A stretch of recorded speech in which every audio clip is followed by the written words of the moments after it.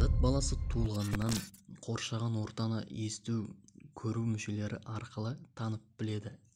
Соның ішінде егде жасқа жетіп, тыңдау құрылғысы істен шыққанша сан алуан дыбыстарды қабылдап, тіпті кейбіреулерін ұмытып та жатады. Бүгінгі видеода сіздердің дыбыс жинақтарыңызды кеңейтіп, ел естімеген тылсым дыбыстармен толықтыратын боламыз. Негізінен физикада абсолютті тыныштық дейтін ұғым болмайды. Бізді қоршаған бактериялардан бастап, сонау ғарыш денелерінің де өзіне тән шығаратын дыбыстары болады.